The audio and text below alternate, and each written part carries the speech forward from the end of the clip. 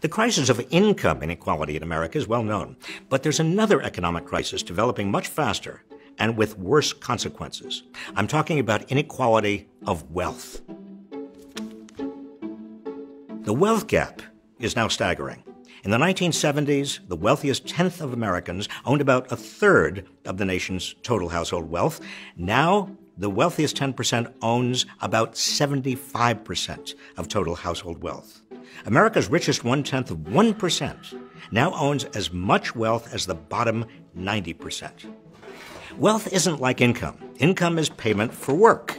Wealth keeps growing automatically and exponentially because it's parked in investments that generate even more wealth. Wealth is also passed from generation to generation.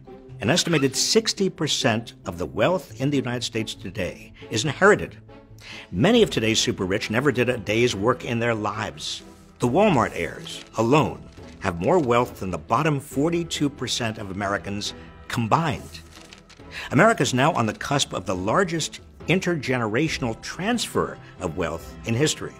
As wealthy boomers die, an estimated $30 trillion will go to their children over the next 3 decades. Over time, this wealth will continue to grow even further without these folks lifting a finger.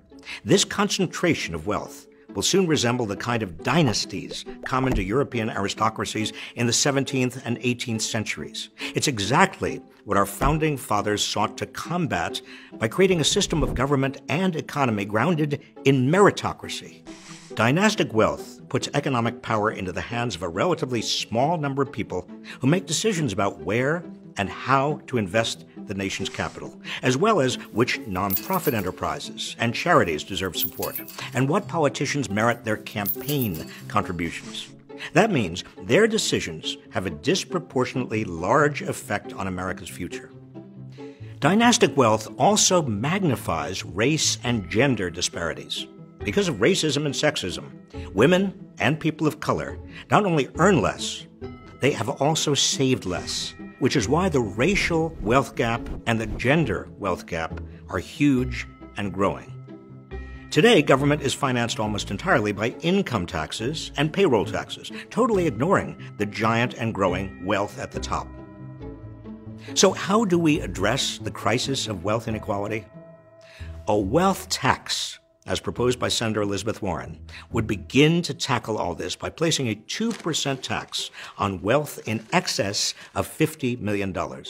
According to estimates, this tax would generate $2.75 trillion over the next decade, which could be used for healthcare, education, infrastructure, everything else we need.